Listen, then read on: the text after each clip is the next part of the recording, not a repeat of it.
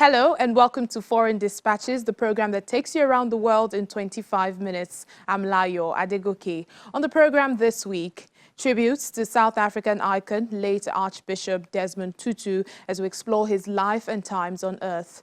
The Democratic Republic of Congo battling a fourth wave of COVID-19 infections, plus Christmas celebrations all around the world.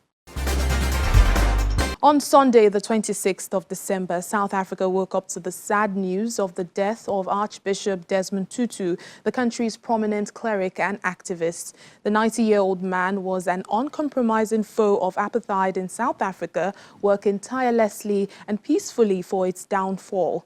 In 1984, he won the Nobel Peace Prize. A decade later, he witnessed the end of that regime and chaired a Truth and Reconciliation Commission set up to unearth atrocities committed during those dark days. Here's more on his life and times. Archbishop Desmond Tutu was born in October 1931 and ordained an Anglican priest in 1961. He was thrust into the limelight in 1978 when he was appointed Secretary General of the South African Council of Churches.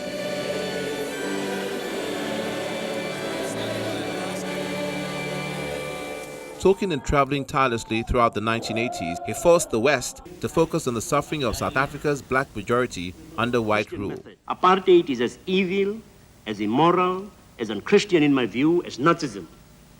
And in my view, the Reagan administration's support and collaboration with it is equally immoral, evil, and totally unchristian without remainder.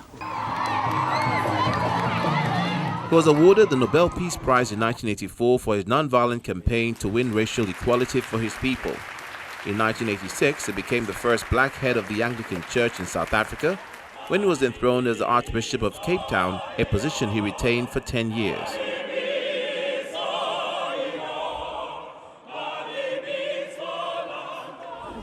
When black nationalist leader Nelson Mandela was released from his 27-year imprisonment in 1990, he stayed with his longtime friend Desmond Tutu on his first night of freedom and gave his first news conference in the grounds of Tutu's official residence.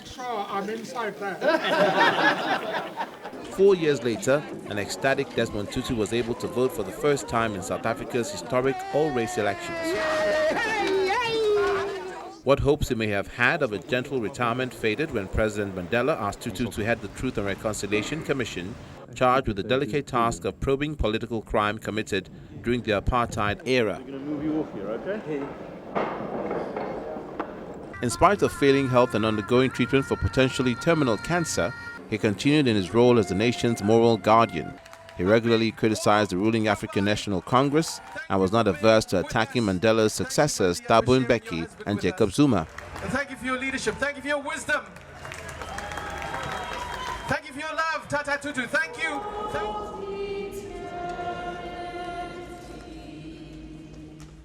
Archbishop Tutu, who retired from most public duties in October 2010, is still seen as a voice of integrity. The Arch, as he is affectionately known, will be remembered as one of the leading lights of the struggle against apartheid, who was not afraid to condemn injustice wherever he saw it. Archbishop Desmond Tutu was many things to different people. For his daughter, Notombi Naomi Tutu, he was a hugger, someone who young people listened to, and a courageous man who was never afraid to say no. Our next report looks at the many tributes showered on the late Desmond Tutu. As South Africans celebrate the life of anti-apartheid hero Archbishop Desmond Tutu, his daughter, Nontombi Naomi Tutu, recalls the day her father stepped in to save a young man from being burned alive by an angry mob as one of her proudest memories. In 1985, the country was in a state of emergency as banned liberation parties, including the now-ruling African National Congress, sought to ratchet up political pressure and overthrow white minority rule. At a funeral in July of that year on the outskirts of Johannesburg, archive video footage shows Tutu, clearly visible in his purple clerical robes, stepping in to push back against angry young mourners who were beating and kicking a defenseless man curled up in a fetal position on the dusty ground. For me, one of the proudest moments, and it happened when I was actually living already in the States. And it was at the funeral when the young people were going to kill the person who had been identified as Impi. And I got a call from the TV station in Hartford, Connecticut, saying, we have film from South Africa of your father saving somebody. We would like you to come and see it and talk to us about it. And I mean, you know, to see that and to see him going in, you know, there were so many things striking about it. One was that he had the courage to go into the crowd and say, no, this is not how we do it. But the other is that those young people listened, right? That there was a dignity in our struggle, that these young people, they could have said, Suga Wena, who are you to tell us about these people who are selling us out? But there was still that respect for Udedi and the other clergy, that, you know, here are clergy people who are asking us to step back from this action. For this Archbishop of Cape Town, processing the death of Tutu is a hard one. He speaks of the final communion he had with Desmond Tutu on Christmas Day, the day before the iconic anti-apartheid campaigner died at the age of 90. I'm still trying to process, you know, having been with him on Christmas Day to go and give him communion. And, you know, his typical hands that you've taken for many years. And he was just saying, thank you, always full of gratitude. I hope I can learn from him that in everything, in pain, in joy, in sadness, just to give thanks to God. I'll miss his moral courage. Joining leaders across the world to mourn the late Archbishop Desmond Tutu, Nigeria's former president, Olusegun Obasanjo, says his death is a great loss for South Africa and the African continent. In an exclusive interview, Chief Obasanjo describes him as a humanist and a moral compass who fought against apartheid in South Africa. The former president says he would be missed by all, especially by him, as he was highly instrumental to his becoming the president of Nigeria after he was released from prison. I remain eternally grateful to him. When I came out of prison and I had this decision to make, pressure was mounting on me to come and contest the presidency of Nigeria. Apart from consulting with people in Nigeria, there were two South Africans I consulted, Desmond Tutu and Nelson Mandela. And Nelson Mandela said to me, when I told him, I said, look, I came out of prison, this pressure was mounting. He said, follow your intuition. I said, thank you, Madiba. Desmond Tutu, when Desmond Tutu listened to me, he said, my brother, what you are saying is that your country wants you to serve. And you are saying you have served before and you went to prison and you don't want to serve again. I said, no, that's not quite what I'm saying. He said, say it again. I repeated myself, and he said, well, the same story I've got. And my brother, go back home and serve your people. There are no two ways about it. I will say to my brothers and sisters in South Africa, I will heartfelt condolence. We have lost a great South African, a great African, a great man of black race, a great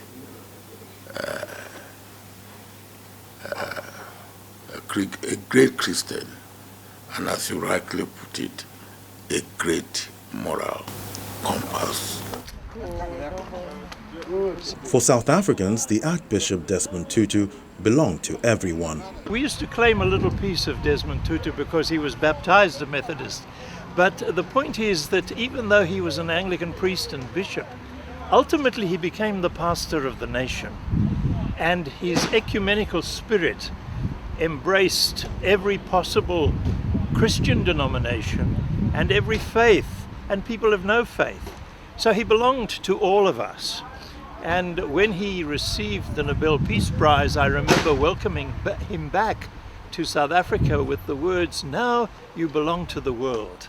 We are saddened by the demise of Bishop Tutu. But nonetheless, we are celebrating. Celebrating because all the things he stood for came to be realized. Bishop Desmond worked with the British Christian Aid to provide a scholarship for me because they said you need to study theology in order to answer your question. And that's how I went to seminary to study, not to become a priest, but to study theology and to develop a spirituality. In Braamfontein, Johannesburg's business district, music filters through the streets from a repurposed derelict building. This is where little music stars are being shaped by a team of volunteers led by a Nigerian, Adeyemi Oladiran, under the Music Enlightenment Project. Channels Television visited the school and also got a treat: their annual Christmas concert, which has been tempered by the COVID-19 pandemic for a second year. Despite the reduced numbers, however, their spirits were high. We found the music students of the Music Enlightenment Project rehearsing for a big concert. Let's do it again. 1 and 2 and 1 and 2 and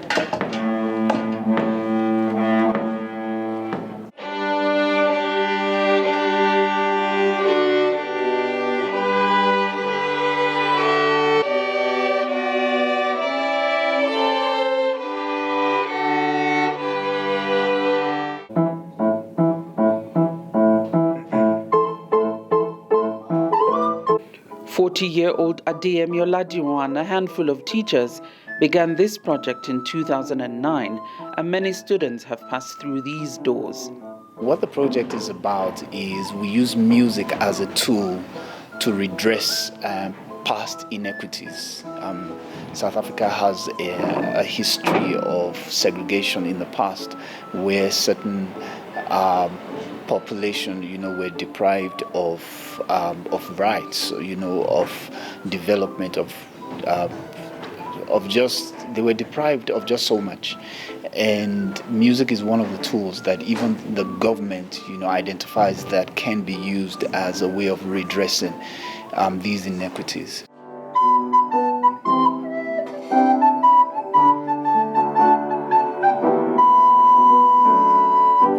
Previously backed by donors, the lessons were free for the pupils, but the COVID-19 pandemic changed things in terms of funding and numbers. But the school has struggled on to keep its doors open for a small fee from the learners.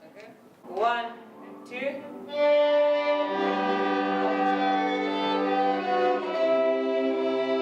Well, you've seen the rehearsals, but today is D-Day, or concert night, for the very excited learners, and we're here to watch them show off the skills that they've acquired on this program.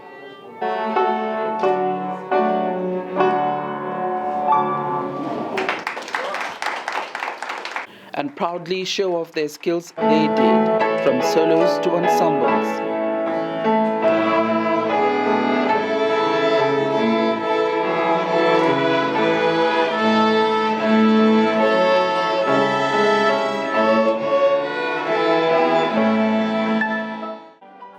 Their families and friends who filled the house joined in at some points. The highlight for many was a national favorite, In the Jungle.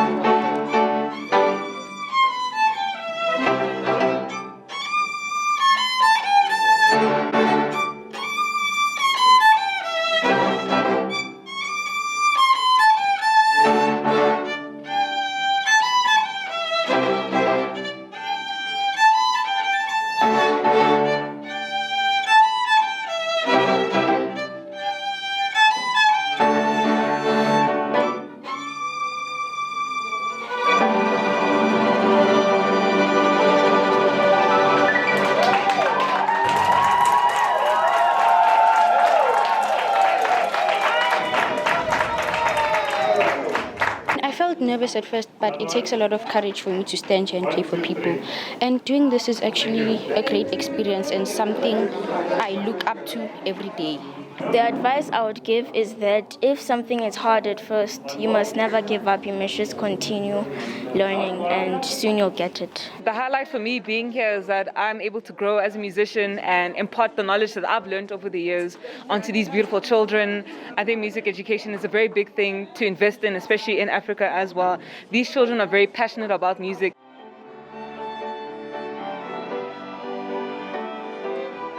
And in the spirit of the season, the Music Enlightenment Project wished everyone a safe and happy festive season, hopefully filled with more music in more homes.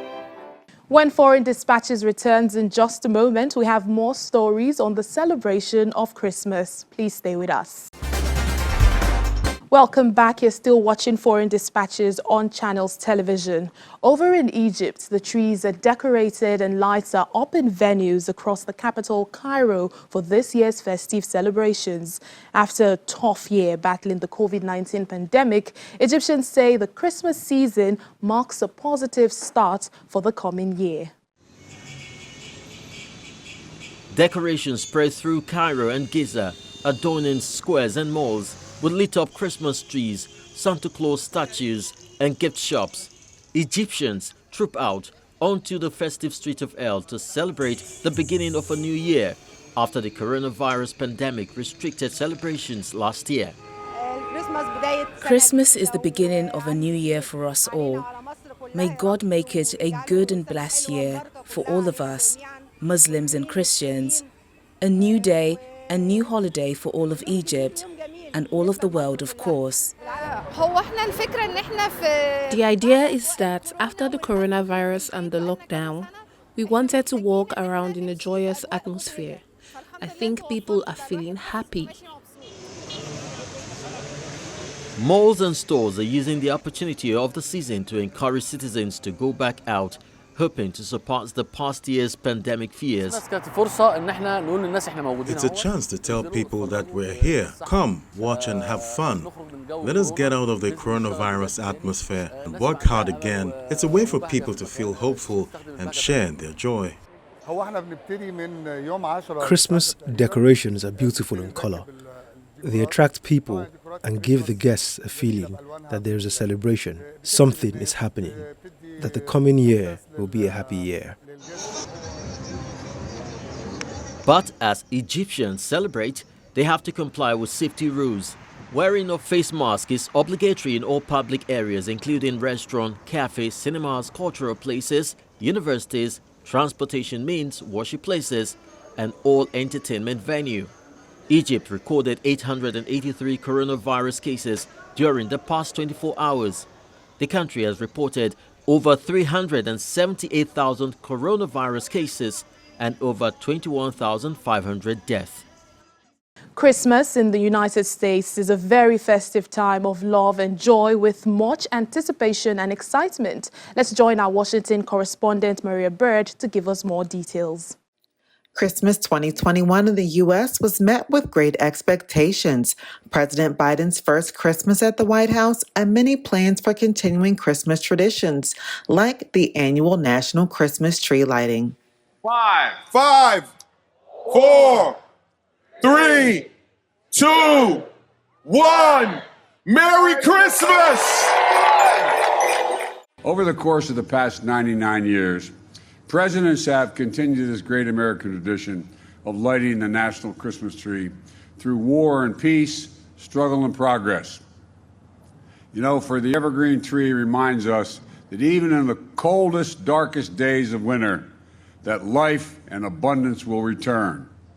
For all those lost during the pandemic, we have also seen how much there is to gain.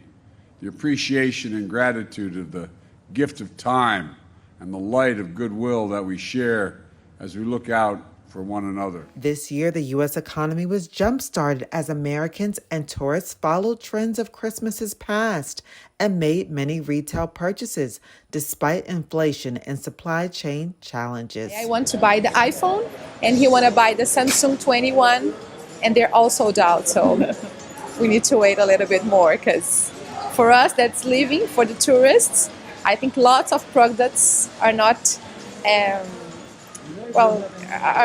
not available. While Americans were hopeful that the national Christmas tree and gift giving would not be the only holiday traditions revived. Many look forward to seeing relatives and friends in a COVID-free environment. But unfortunately, the Omicron variant put forth major setbacks. I know some Americans are wondering if you can safely celebrate the holidays with your family and friends. The answer is yes, you can. If you and those you celebrate with are vaccinated, particularly if you've gotten your booster shot. All these people who have not been vaccinated, you have an obligation to yourselves, to your families, and quite frankly, I know I'll get criticized for this, to your country. Get vaccinated now. It's free. It's convenient. I promise you, it saves lives. And I honest to God believe it's your patriotic duty. Another question folks are asking is, what can you do to make yourself and your family feel safer and be safer? The answer is simple. Get your booster shot. Wear a mask. Our doctors have made it clear. Booster shots provide the strongest of protections. Unfortunately, we still have tens of millions of people who are eligible for the booster shot but have not yet gotten it. They've gotten the first 2 shots, but they've not gotten the booster. While the U.S. has been battling with COVID-19 for close to 2 years, the spirit of the holiday season continues to live within the hearts of many Americans. Rising COVID-19 cases has not dampened Christmas celebrations in Dubai, as residents, tourists and businesses say they choose to adhere to COVID regulations as they enjoy the day. Our correspondent Mayowa Adegoke captures what Christmas in Dubai was this year. Christmas festivities are on across Dubai, and despite the increasing number of COVID cases, residents say they will celebrate. I'm going to have to hang out with some friends. Yes, there are some concerns. However, we're going to take the regular precautions, wearing masks and keeping a safe distance.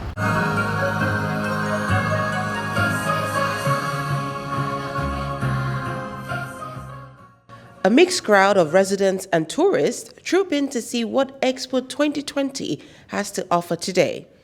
Among them, Nelly and her daughter, who have come from Nigeria for the holidays. We had to take personal responsibility for our own health by masking up and sanitizing and then social and being as distant from other passengers as possible. Across the city, hotels and restaurants host festive brunches, a popular tradition in Dubai. Government's directive is that all operate at 80% capacity.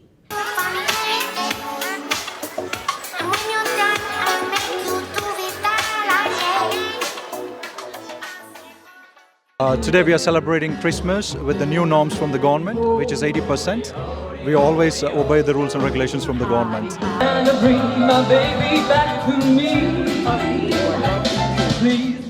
For some, business is looking good. You can see a lot of people now here visiting us, and we're very happy to go back to work and perform because I'm a DJ. Meanwhile, a new UAE directive suspending all flights from Nigeria takes effect today. A disappointment for businesses that benefit the most from that market. Health comes first. I think the two governments are responsible enough to take their citizens as first priority. But as I said, from a business perspective, it's really hurting us. Compared to last year, December, this year is not as interesting as what we thought it would be. Well, this is where we say goodbye till next time. But remember, our top stories are never far away. You can catch them on channelstv.com. Thank you so much for watching the program. I'm Layo Adegoke. Enjoy the new year.